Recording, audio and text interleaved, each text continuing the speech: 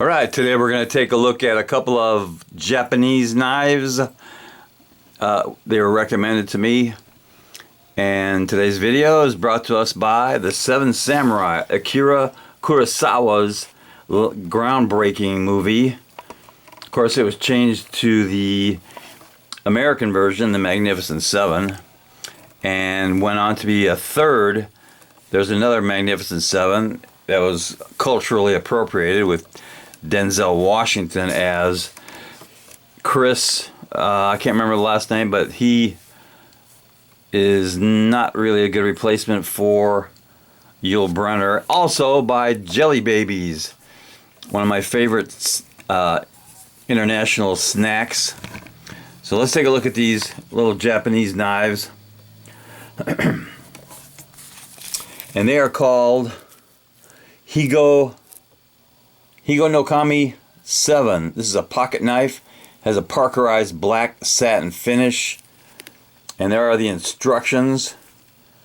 You can see there it's got a thumb something over there. We'll take a look at that. And it comes in this little plastic, wonderful little slip case. So here is, this is actually the cheapest one that I could find. And it's a one-piece handle that's been folded. There's a good video on how this is made. Let's see, and it's got this little, it's kind of a lever on the end.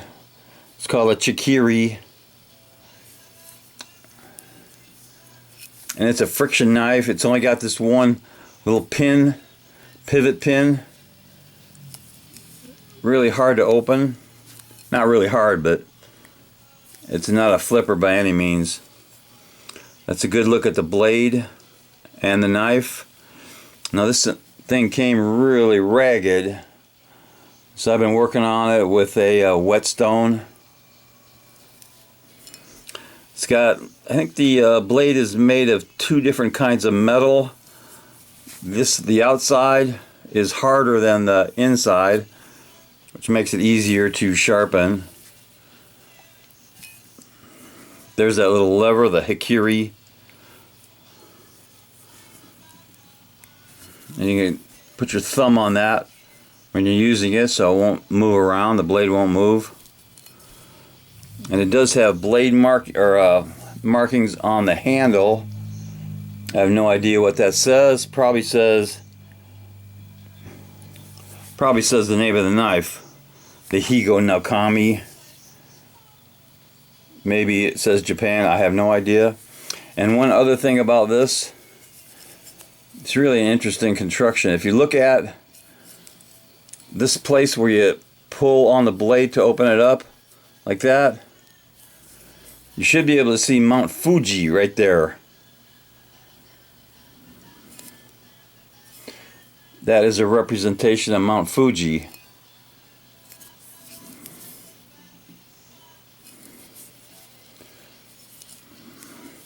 So for a collector, this is a must to have. And let's do some few measurements. The blade is right at 3 inches. Overall length is right about 6 3/4 inches. And the weight on this one, it's not very heavy.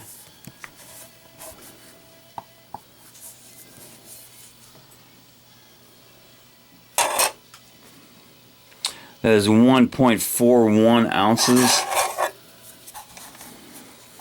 And let's do a drop test. This thing's got a really nice point. See if I can get it to stick from about 2 feet. So yeah, it'll stick pretty easy. Let's see what else.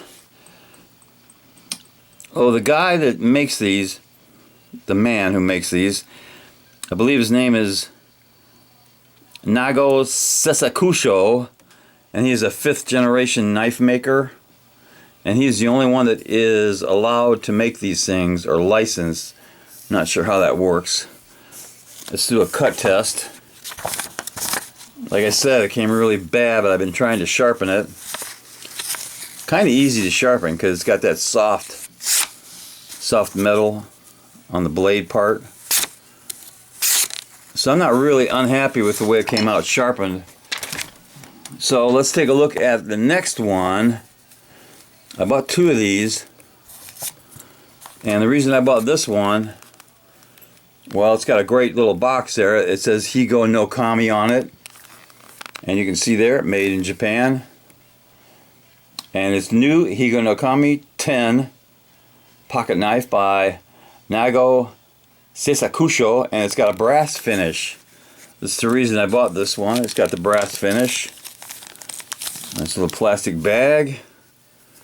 You can see it's got the brass handle. You should also be able to see Mount Fuji right there.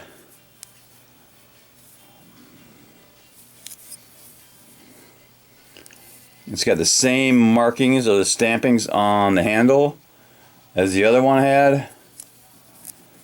I really like that Mount Fuji design. Oh, and it does have a lanyard hole.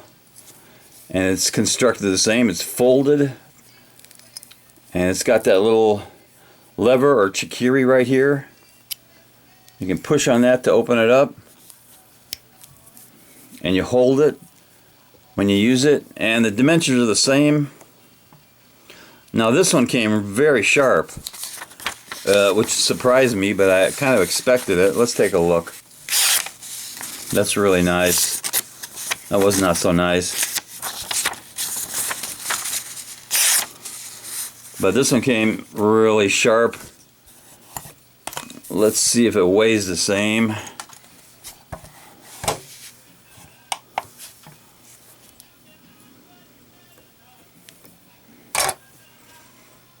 So this one weighs a little bit more, 1.69, because brass is heavier than the other thing, I guess. But I like this one. Like I said before, if you want to get an EDC knife, I would not recommend this unless you really like this style. But for a collector, and it does have some blade markings in Japanese. I have no idea what that says. It's really a nice collectible. Let's see if it sticks with the drop test. Sticks very well, and these have just one pin holding the blade together. It's not adjustable. So that is, those are 2 Higo no Kami Japanese blades that I really like. Be a good addition to my collection. And today we're giving some cowbell to the Magnificent 7, Yul Brynner, and all his pals. Knuckle bop.